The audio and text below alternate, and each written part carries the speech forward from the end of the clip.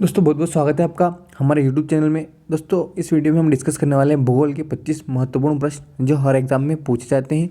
और दोस्तों अगर आपको यहाँ से PDF डाउनलोड करनी है तो उसकी लिंक जो है नीचे डिस्क्रिप्शन में दी गई है। तो दोस्तों शुरू करते हैं। सबसे पहला क्वेश्चन,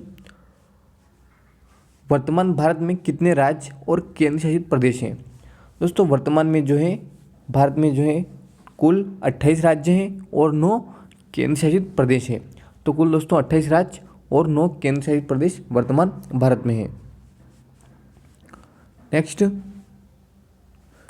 भारत कौन से गोलार्ध में स्थित है? भारत जो है उत्तर पूर्वी गोलार्ध में स्थित है। इसका जो राइट आंसर है वो है उत्तर पूर्वी गोलार्ध। दक्षिण भारत का मैनचेस्टर किसे कहा जाता है? दोस्तों दक्षिण भारत का जो मैनचेस्टर कहा जाता है वो कहा जाता है कोयम्बटूर को। अगर बात आती है भारत का मैनचेस्टर किसे कहा जाता है, दोस्तों वो है अहमदाबाद। दोस्तों वो है अहमदाबाद। भारत का मैनचेस्टर है अहमदाबाद और दक्षिण भारत का मैनचेस्टर है दोस्तों कोयम्बटूर। स्पेन और फ्रांस के मध्य कौन पर्वत सीमा बनाता है? यानी कि स्पेन और फ्रांस के बीच में कौन सा पर्वत है? दोस्तों वो है पिरेनीज पर्वत। पिरेनीज पर्वत जो है स्पेन और फ्रांस के मध्य एक पर्वत सीमा बनाता है। निम्नलिखित में से कौन सा बंदरगाह लौह अयस्क के लिए प्रसिद्ध है? यानी कि लौह अयस्क का जो है प्रमुख निर्यातक है। तो पारादीप जो है ओडिशा में ये जो है लौह अयस्क के लिए एक प्रसिद्ध बंदरगाह है। तो इसका जो राइट आंसर दोस्तों वो है पारादीप।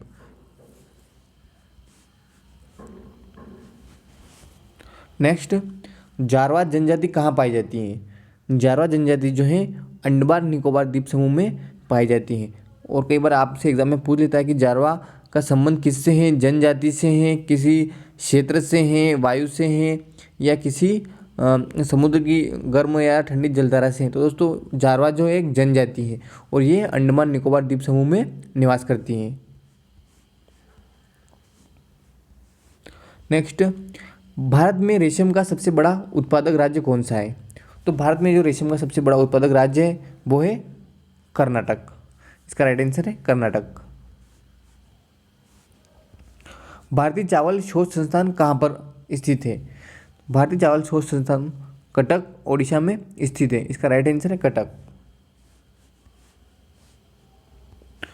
किस दोस्तों किस वर्ष जो है बाघ परियोजना की शुरुआत की गई?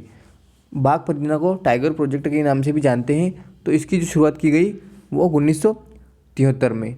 आपसे एग्जाम में पूछ लेता है कि टाइगर प्रोजेक्ट की शुरुआत कब हुई या बाघ परियोजना की शुरुआत कब हुई? तो इसका जो राइट आंसर दोस्तों वो है 1973।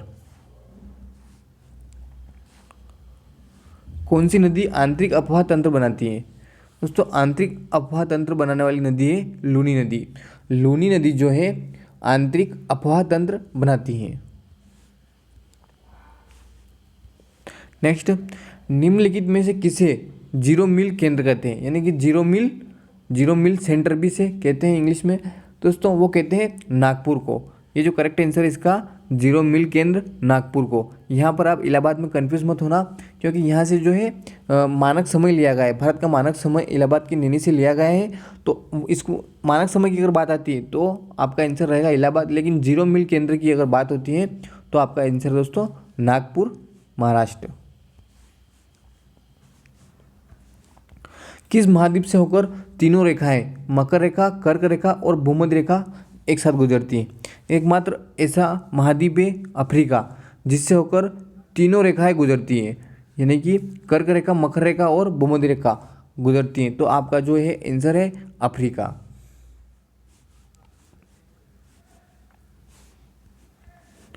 निम्नलिखित किस राज्य में सीढ़ीदार खेती की जाती है? दोस्तों उत्तराखंड राज्य जो है इसमें जो है सीढ़ीदार खेती की जाती है। ऐसी स्टेप बाय स्टेप जो है खेती की जाती है, सीढ़ीदार खेती वो उत्तराखंड राज्य में की जाती है। पूर्वी घाट और पश्चिम घाट का मिलन स्थल क्या कहलाता है? दोस्तों पूर्वी घाट और पश्चिम घाट का जो मिलन स्थल है वो कहलाता है नीलगिरी की पहाड़ियाँ। यानी कि पूर्वी घाट और पश्चिम घाट का जो सेंटर है वो उनके बीच में है नीलगिरी की पहाड़ियाँ। तो इनका जो मिलन स्थल है वो है नीलगिरी की पहाड़ियाँ। निम्नलिखित में से कौन सी नदी बंगाल की खाड़ी में नहीं गिरती है? दोस्तों यहाँ बात हो रही नहीं गिरती है, तो ताप्ती नदी जो है वो बंगाल की खाड़ी में नहीं गिरती है, क्योंकि ये गिरती है अरब सागर में। ये जो है अरब सागर में जाकर गिरती हैं। तो इसका राइट आंसर दोस्तों ताप्ती नदी। और दोस्तों अरब सागर में गिरने वाली और कौन कौन सी नदियाँ हैं? तो दोस्तों उसकी शॉर्ट ट्रिक है समानता। ये जो है स से साबरमती, मा से माही, न से नर्मदा और ता से ताप्ती, ये सभी अरब सागर में जाकर गिरती हैं। तो दोस्तों नहीं गिरने वाली नदी है ताप्ती नदी।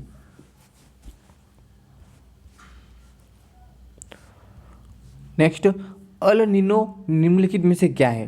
दोस्तों ये अल नीनो जो है ये निम्नलिखित में से क्या है? दोस्तों ये जो है महासागर की एक गर्म धारा है। आपसे एग्जाम में पूछ लिया जाता है कि इसका संबंध किससे है या ये क्या है? तो ये जो है अल नीनो एक प्रसिद्ध नाम भी है दोस्तों, कई बार एग्जाम में पूछा गया है। तो ये जो है एक गर्म धारा है, महासागरीय गर्म धारा है। निम्नलिखित में से कौन सा क्षेत्र जलवायु का कारक नहीं है? यानी कि कौन सा क्षेत्र जो है जिससे जलवायु पर कोई प्रभाव नहीं पड़ता है? तो दोस्तों वो है देशांतर, क्योंकि देशांतर जो है समय का कारक है। देशांतर जो है समय का कारक है। बाकी इसके अलावा अक्षांश, ऊंचाई और समुद्र से दूरी, इन तीनों का प्रभाव जो है जलवायु पर पड़ता है। अक्षांश कैसा है उसका भी जलवायु पर प्रभाव पड़ता है, ऊंचाई कितनी है जलवायु पर प्रभाव पड़ता है, और समुद्र से दूरी भी जलवायु का एक कारक है। लेकिन देशांतर जो है वो समय का कारक है। तो इसका राइट आंसर दोस्तों देशांतर। जनसंख्या व क्षेत्रफल की दृष्टि से भारत का विश्व में कौन सा स्थान है? तो दोस्तों इसका राइट आंसर दूसरा, क्योंकि जनसंख्या के हिसाब से भारत का जो विश्व में दूसरा स्थान है, और क्षेत्रफल की दृष्टि से भारत का विश्व में सातवां स्थान है। भाखड़ा नागल बांध कौन सी नदी पर स्थित है?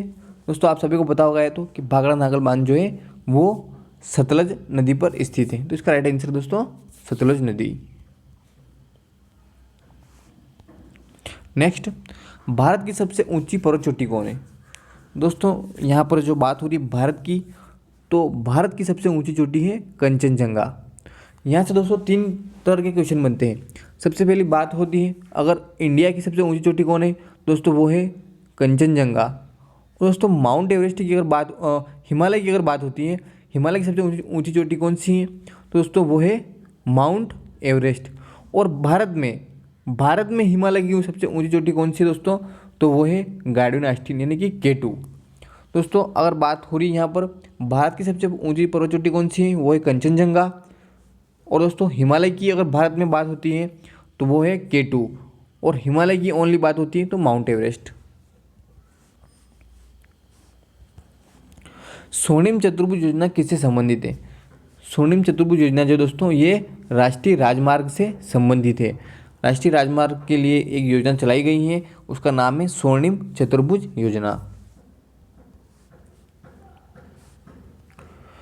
टोडा जनजाति का निवास, टोडा जनजाति जो है दोस्तों वो कहाँ पर निवास करती है? तो ये जो जनजाति है टोडा, ये नीलगिरी की पहाड़ियों में निवास करती हैं। टोडा जनजाति मुख्यतः नीलगिरी की पहाड़ियों में निवास करती हैं। बेलाडीला किसके लिए प्रसिद्ध है? दोस्तों बेलाडीला की जो खान है वो लौह अयस्क के लिए प्रसिद्ध है। और अगर बात हुई तांबे के लिए जो दोस्तों खेतड़ी प्रसिद्ध है, खेतड़ी राजस्थान में। और कोयला की बात होती है दोस्तों छत्तीसगढ़ में कोरबा नामक खान है, वो कोरबा नामक खान जो है वो कोयला के लिए प्रसिद्ध है, जो कि छत्तीसगढ़ में। और खेतड़ी राजस्थान में तांबे के लिए प्रसिद्ध है। और लौह अयस्क की बात होती है तो दोस्तों वो बेलाडीला की खान जो है लौह अयस्क के लिए प्रसिद्ध है। दोस्तों इसका जो राइट आंसर है वो है लौह अयस्क। नेक्स्ट, नाथुला दर्रा किस राज्य में स्थित है? दोस्तों ये आप सभी को पता होगा कि दर्रा जो है नाथुला दर्रा वो सिक्किम में स्थित है। नाथुला दर्रा सिक्किम में स्थित है, इसका राइट आंसर है सिक्किम। नेक्स्ट, भूमध्य सागर का प्रकाश स्तंभ किसे कहा जाता है? दोस्तों यहाँ बात हो रही प्रकाश स्तंभ की, दोस्तों वो कहा जाता है स्ट्रोम्बोली को। और स्ट्रोम्बोली एक ज्वालामुखी है। तो भूमध्य सागर का प्रकाश स्तंभ जो है स्ट्रोम्बोली ज्वालामुखी को कहा जाता है। तो दोस्तों कुल मिलाकर 25 महत्वपूर्ण क्वेश्चन जो है पार्ट 1 कंप्लीट हुआ। इसी तरह नेक्स्ट पार्ट में मिलेंगे हम 25 और क्वेश्चन को लेकर। दोस्तों अभी तक आपने हमारे चैनल को सब्सक्राइब नहीं किया है तो प्लीज़ चैनल को सब्सक्राइब करें। और दोस्तों PDF, अगर आपको PDF डाउनलोड करना है तो उसकी लिंक नीचे डिस्क्रिप्शन बॉक्स में दी गई है, वहाँ से जाकर आप इसकी PDF डाउनलोड कर सकते हैं। धन्यवाद दोस्तों, मिलते हैं नेक्स्ट वीडियो में। चैनल को सब्सक्राइब करना ना भूलें।